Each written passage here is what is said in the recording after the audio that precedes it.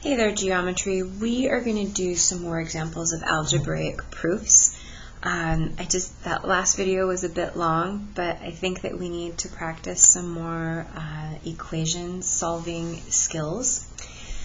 And the best way to do that is to go through some more examples. So, example A, we are going to solve 3 times the quantity x plus 2, quantity just means parentheses, minus 1 equals 5x plus 11. So I'm going to be a little bit lazy. You'll notice I've switched out of my geometry book to regular nice line notebook paper. So I'm going to have my statement up there on the top, and then I'm going to have my given. So we're going to start with that. I'm not going to tell you what it is because I just kind of grab this out of a different page from the book, and I can't do it that quickly in my head. I want us to focus, though, on how we solve this equation, because really this comes down to, can we review our algebra equation solving skills?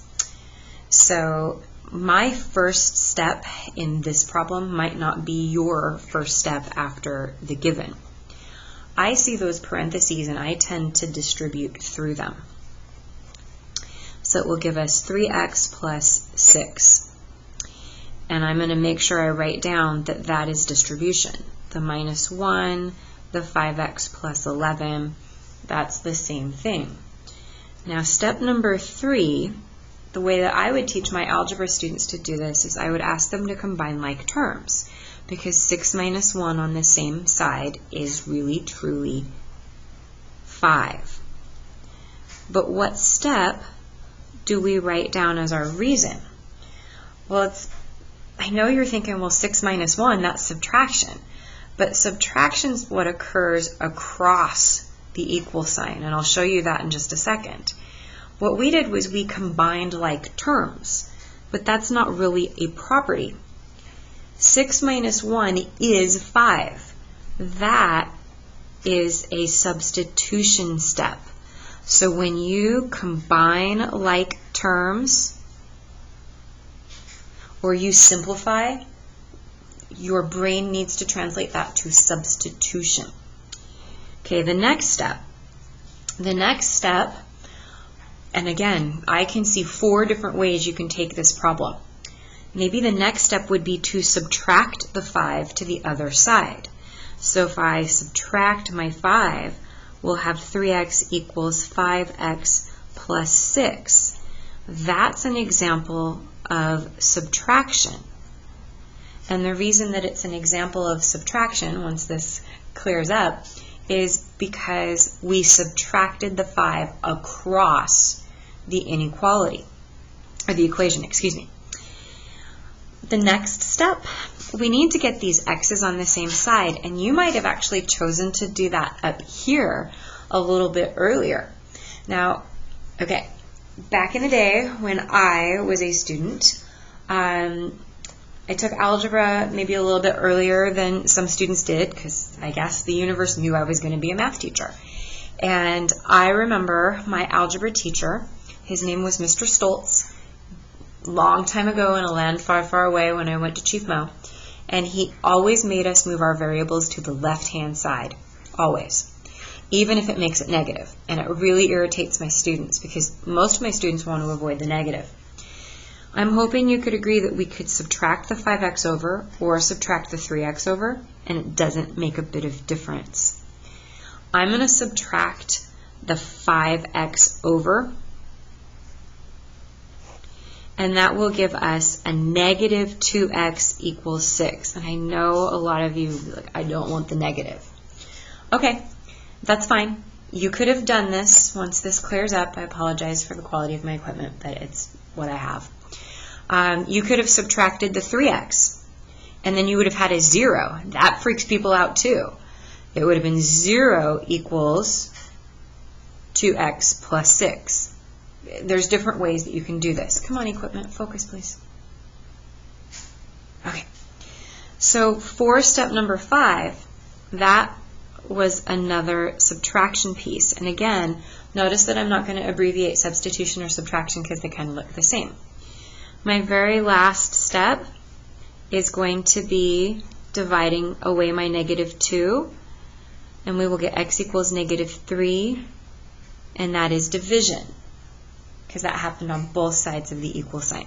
So hopefully that helps a little bit.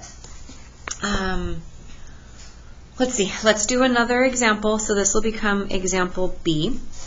Let's do a simpler problem and maybe approach it a little bit differently. So let's just do 2x plus 4 equals 6x minus 10. I'm not going to tell you what it's going to be, so this will be our statement. Over here will be our reasons, and this is step 1, and that's our given. I just made it up. Actually, I don't know what the answer is.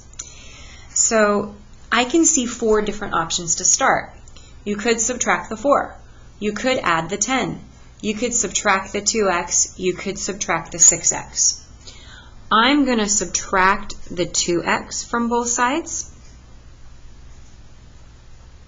Oops, I don't have any white out.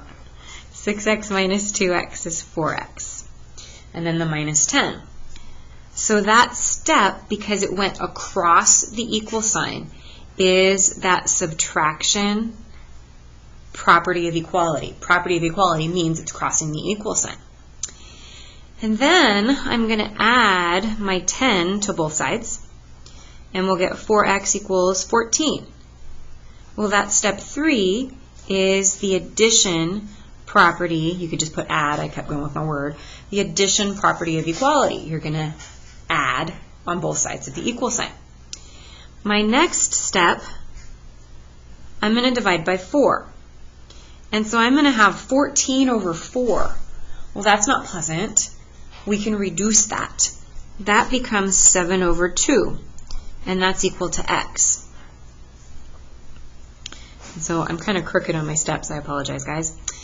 That would be a division property of equality because you divided across on both sides. And technically, I actually did 2 steps.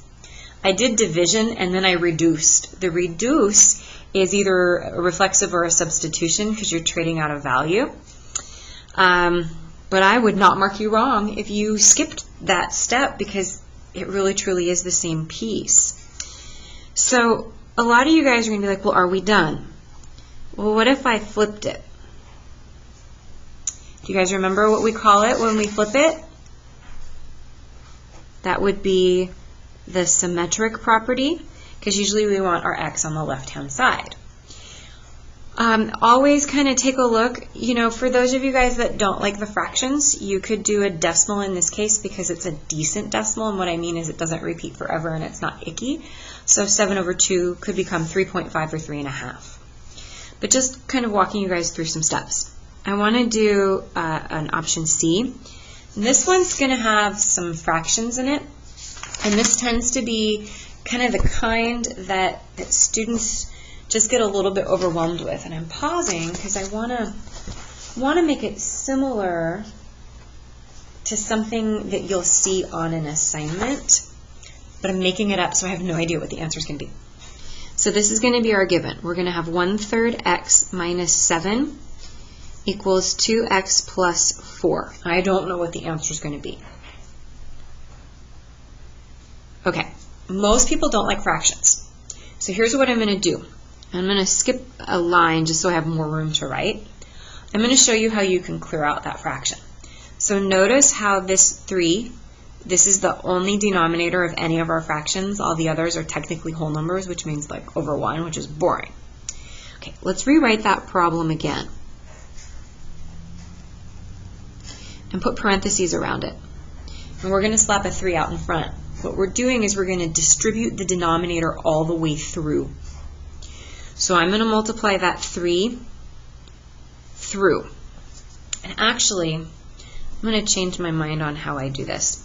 I'm thinking like an algebra teacher and not a geometry teacher. Bear with me. Sometimes the brain and the pen don't always work well together. Check out how I'm doing this differently. See how I'm doing a 3 on both sides? That allows us to say that this is a multiplication step because I've got the 3 on each side. I don't want my 3 in the fraction. I want the 3 to clear itself out. Now step number 3, we're going to distribute. 3 times 1/3 is 1x. 3 times 7 is 21. 3 times 2x is 6x. 3 times 4 is 12. That is distribution because we multiplied through the parentheses and we cleaned it up. Now notice your fractions are gone. I'm going to not give myself as much room now. Well, now we have choices. I can move the 6 or the 1x. I could move the 21 or the 12. Usually what students have been trained to do in algebra, and I'm going to move my x's to the left, is I'm going to subtract off my 6x. That'll give us negative 5x minus 21 equals 12. That's subtraction. Now I'm going to add the 21 over. Well, 21 plus 12, what is that? 21, 12, is that 33? I think that's 33. I hope it's 33. I don't want to do this video again. And that would be addition. And then the last step, we're going to divide both sides by negative 5. And that will give us 33 over negative 5.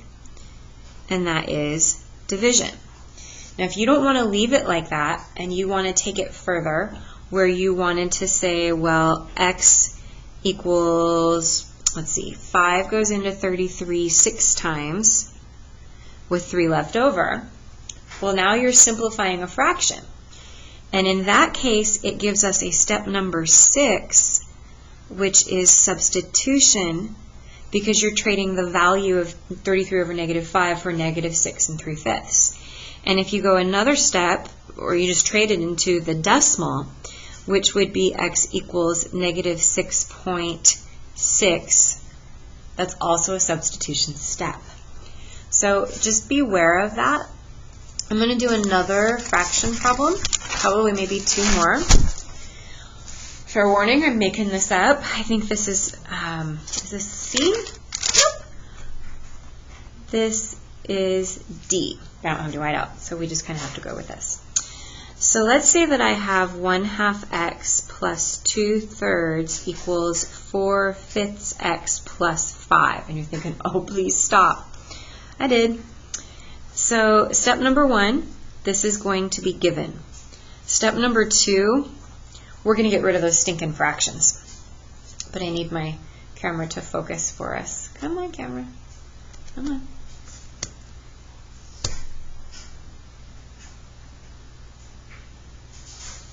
There. It's not perfect, but it's viewable.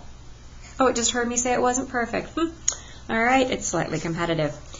Okay, we have to look at all of these fractions. We have a denominator or a bottom number of 2 and 3 and 5. We have to come up with a number that will make all of them go away. So if we multiply them together, 2 times 3 times 5, that gives us 6 times 5, that's 30. That's going to be our least common denominator. So check out what I'm going to do, and I'm going to use a couple lines so I have more room to write. I'm going to write down the original problem, and I'm going to multiply both sides by that common denominator. Now that's going to be the multiplication principle of equality. That's what it's going to be, because I multiplied 30 on both sides, and I got to show that step.